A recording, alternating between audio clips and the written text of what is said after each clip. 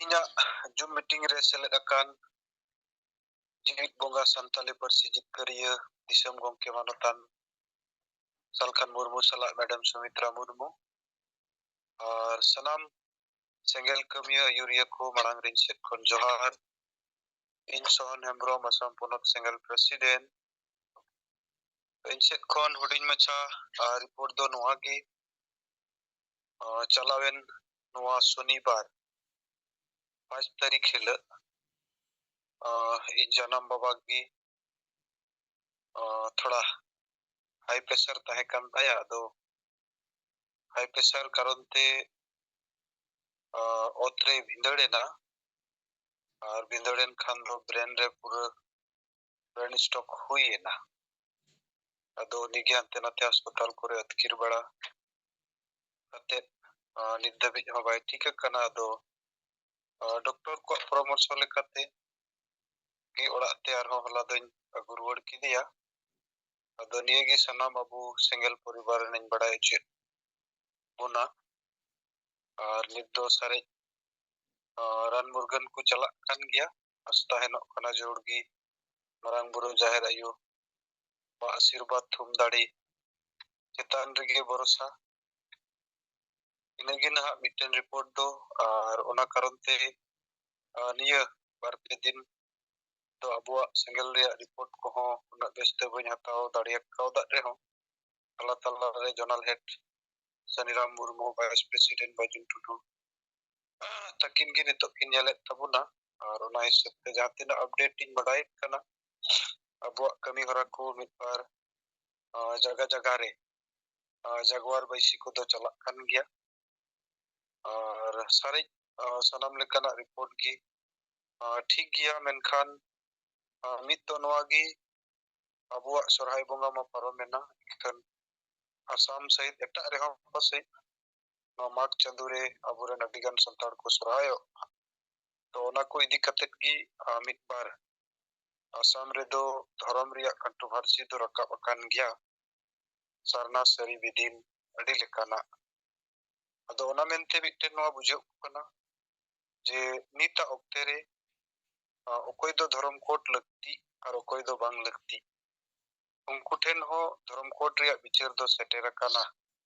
हुई दाड़िया एटा चेक लेकाते चो ए मेन जमोनो कान इखन एन रे हो धर्म कोड रिया मिटन कोई दो से मिटन लगा मेनते मिटन अनुभव उइहर ओना दो सनाम कोटे सेटेरो कान गया और नवा दो मिद हिसाब ते नय गोंके तकिन आयुर सुतुत ते अबु सरीगी 5 राज्य रे लगातार सरना धर्म कोट इदी कत्ते मिटन फोकस बुनेम किया और ओना प्रचार दो ओना रिया अडी जोरसोर पड़ावा कान गया हस्ता हेनो कना सनाम को जुमित दाड़ेते अबुआ सनाम को कुरुमुटु ते नवा हो अडी उसेरा अबु बुन हताव दाड़िया मेनखान जहां लेका गोंके ले कोट बुना परिवार सहित जुदी बाबू कमिया से परिवार बढ़ाव लगी बाबू कमिया एंडे खान दो ओना रिया जहां लेका फोल नामु जुड़ा ओना दो बाबू अदो ओना लेकाते को मेन लेका बोले भीड़ में रहोगे तो गुम हो जाओगे ठीक ओंखा की मरंग मरंग भीड़ प्रोग्राम ते दो अपनार रेन कना को से उनी बुझोई छोड़ कना ओना दो बाय बुझुआ आबुरेन परिवार तिना को बढ़ा उनको कान गया को मेन दो और निजेरेन सेना को तिना ओना हिसाब तिगी और मिटन अपनारेन बैरी सला हो अनम लड़हैया तो नित अबु नवा मिट लेका दो मेन गानोआ समाज लगी सेंगेल सेना बेनाव रकाब को मिटन कारगिल युद्ध लेकान स्थिति से कारगिल युद्ध लेकान मिटन सपड़ावना अबुआ फंडामेंटल राइट लगी नवा निया ओक्तेरे अबु लगी अडी जरूरा काना दो मा गोंके को निया को ओक्तेरे इनसेट खोन कटो मच्छा एक बार रिपोर्ट सला इना कथा नोडे गिन मुचेद एक कना मा सनाम को दोड़ाते सेंगल जोहार इन नारायण किसको सर जोहार के हो जा जा इन नारायण किसको Rairangpur zone vice president single टी कुसुम ब्लॉक सिंगल परगना पुइलो रे परसिजित करिया दिसम गोंके जीत बोंगा सालखान मुर्मू, मैडम सुमित्रा मुर्मू, ज्योति मुर्मू, तिलका मुर्मू, एआई गोटे पनत आसाम, ओडिशा, बिहार, बेंगल, झारखंड, अरुणाचल प्रदेश, त्रिपुरा, भारत दिसम, नेपाल, बांग्लादेश, भूटान, अंडमान, धरती जकात सिंगल सावता इन पास्टा सिस्पन साइजा लसांगे सिंगल जोहार। अदो तेहना सेंट्रल सिंगल जूम रे बास्तुर जोन बो सेलेद आकना अडी कुर्सी रस्करिया कथा गे। अदो तेहेन रायदम नोआ अबो ओडिशा पनत बरपदा रिया कथा सिंगल धारणा मीटिंग कलेक्टर ऑफिस रे हुईना जहां तिना संगे हड़ बो जावरा लेना तन मन धनते बो गड़ोना अडी नपाय गे और आबोरिन गालोचिया अयुरिया को उनको नोआरे दिस उदिस को लय साडे किया ताबन सोशल मीडिया करे हो गोटा पड़ा गे पासनावेना नपाय कथा गे कन गया। अद जहां आदिवासी सारना धर्म रे जुमिद कतेर बो जितकरवा नोआ भारत दो बांग धरती रे और उना साथे कोंगारू कोट जे मारे उहर मारे डहार बो बगिया रुमु बुलु डांडम बारन डन पंथे हिससुय वोट किने किन महिला विरोधी मानसिकता नोआ को बो चाबाया। अदो जहाना कमी के बो आबो बो साबका बई बईते उना सार सगुनो कान गया और सार सगुनो गया बुसुप सान लेका बैरी दो धगो धगो 3 घड़ी को जुलु आको 3 दिन बंग को जुलुआ और उनको आबो दो मिधो जुलकना माने दो बाय मुचादवा अदो उनको तो ना वो पडु को गया और तेहेन एना खन जुम कमी होरा रे जहां तिना वो सेलेक्ट आकना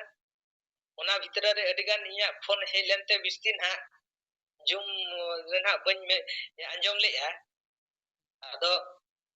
ओनारिन झिंगा लेनते नितो मुचे रे चेत को गालो छुइना ना इन बन में दाड़िया खन गया अदो इया पास्टा से खन जहां कथा रोरोर सनन कना सिंगल कमिया को सरहा एम सनन कना अदो नितो इन दाविन ᱧᱟᱢ aka अदो नय कथा समय मुचे रक्त रे सनाम कोगे बिस्ती बंग गालोच कते मा तन मन धनते सिंगल कमिया को अबो बो गाते माबो गड़ो माबो और अबो जहां बो कमी कना ओना दो पूरा गया और बोन पूरा गया और हमल बाबू कमी लेखन रावल ना बाबू ᱧᱟᱢ गया और अबो नवा जखन बो नवा बो कमी पूरा का अबो आगाम दिन बखरा अडी मारंग बोंगा चे जीत बोंगा लेका बो प्रमाण गया अदो बिस्ती बंग मेन काते इना कथा गपलमारा नेडगी मुचत किया सनाम कोगे इन पास्टा खन साय साय लक्षण है सिंगल जोहार।